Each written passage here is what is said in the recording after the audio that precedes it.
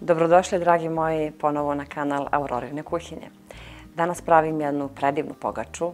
Mnogo se razlikuje od one prethodne, pošto nam idu praznici. Želim sa vama da podelim što više različitih pogača i različitih ideja za ukrašavanje i da nam uskršnja trpeza bude lepa. Zato ostanite sa mnom i pogledajte. Za ovu pogaču nam je potrebno oko 500 g brašna, 250 ml mlakog mleka, 3 kašike ulja, 3 kašike kiselog mleka, 2 jaja, 1 kesica ili 8 g suvog kvasca, malo šećera, malo soli i 1 kašika sirća.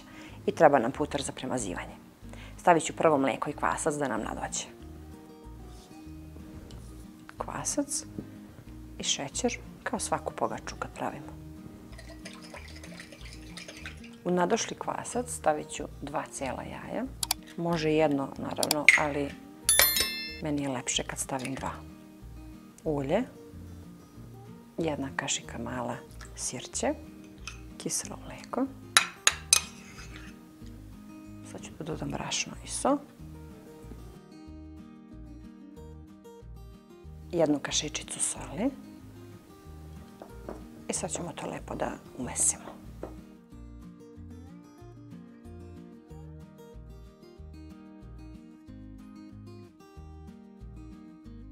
Dodala sam još 100 g brašna. Sad ćemo ručno da zamesimo. Ali tu negdje od 500 do 600 g, znači to je sve zavisi.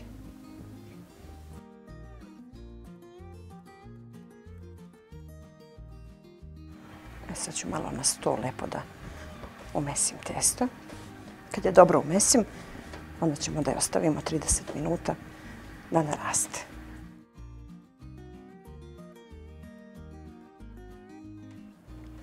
Evo. To je dovoljno. Stavit ćemo u vangacu. Pokriću folijom i da odstoji 30 minuta.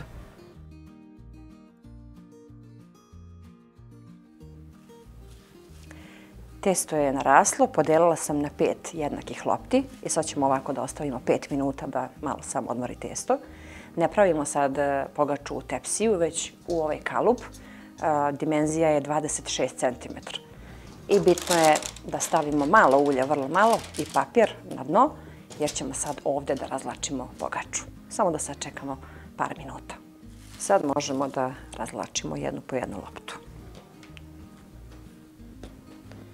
Razlačimo ih onoliko koliko nam je veliko dno od ovog kalupa, znači to nam je neka mera. Razvučemo svih 5, pa ćemo onda da ih ređemo na kalup. Ova pogača je jednostavna, brza i vidjet ćete koliko vrlo malo posla ima, a jako je lepa.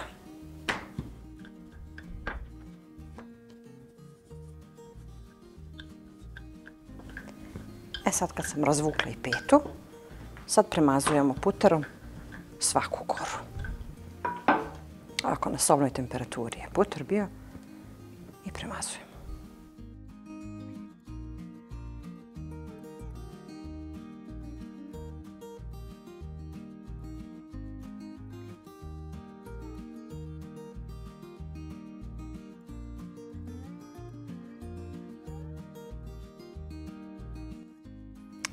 Ovako te neke debljine treba da bude nekih 1,5 cm do 2.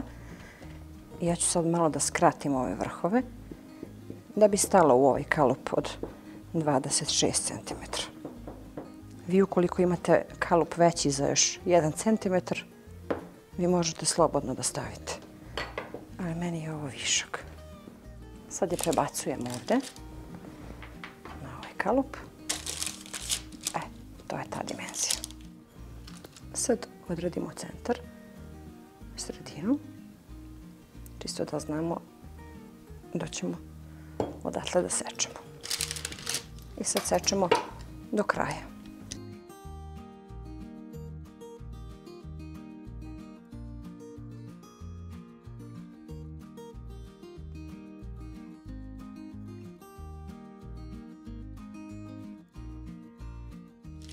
Sad uzimamo svaki deo i samo okrenemo jedanput ovako.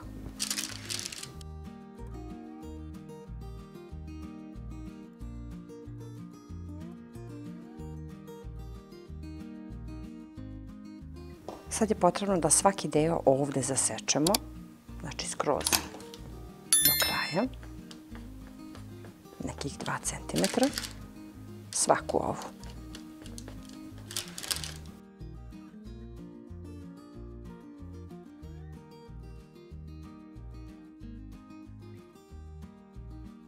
Sad ovako gde smo sekli, idemo odozdo na gore, da provučemo malo samo ovaj deo, kako bi samo iskrivili i ove krajeve samo malo ovako dole ispod, da dobijemo ovako, da se otvori ovaj deo.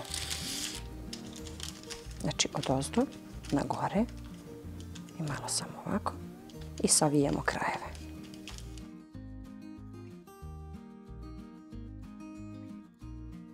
Vrlo jednostavno. I sad je potrebno da je stavimo u kalup.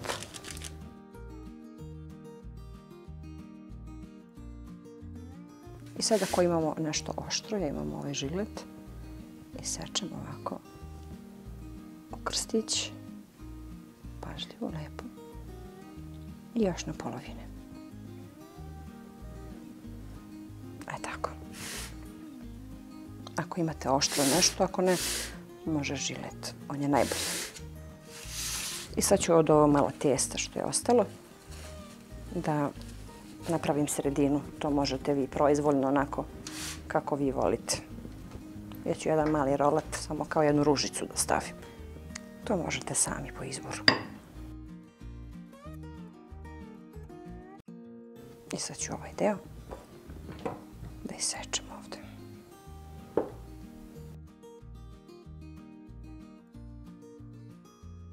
Premažemo je sa žumance. Renu sam uključila na 180 stepeni i pogača se peče od 40 do 45 minuta. A vidjeli ste koliko je jednostavna i brza. Nema puno posla oko nje. Najjednostavnija, a vidjet ćete kad se ispeče koliko je ona lepa.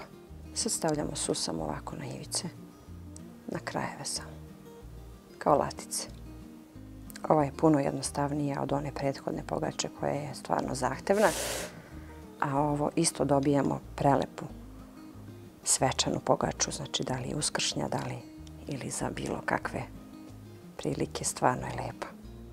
Sad ću da je ostavim ovako nekih 10 minuta i onda je nosim na pečenje, znači 180 stepeni, 40 do 45 minuta. Evo, pogača nam je gotova.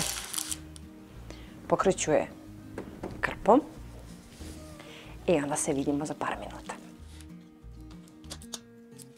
Evo kako se lako vadi iz kalupa.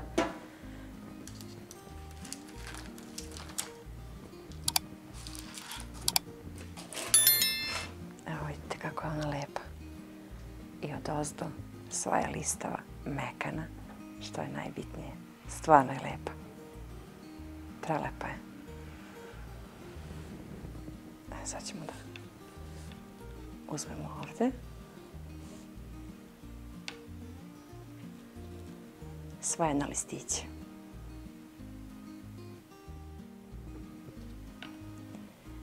Kao duša je, stvarno je. Lepo miriše na putar. Evo ovde. Vidite kako se lista. Ova pogača je stvarno jako lepa. Vidite kako je jednostavna. Po meni ovo je najjednostavnija pogača za rad. Uopšte nije zahtevna, a dobijamo stvarno lepu svečanu pogaču. Može svako da je napravi.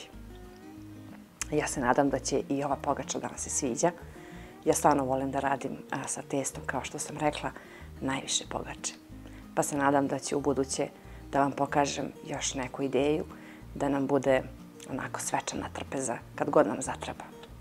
Na lak način da dobijemo predivnu pogaču. Hvala vam puno što me pratite i vidimo se ponovo sa nekim novim receptom iz moje kuhinje.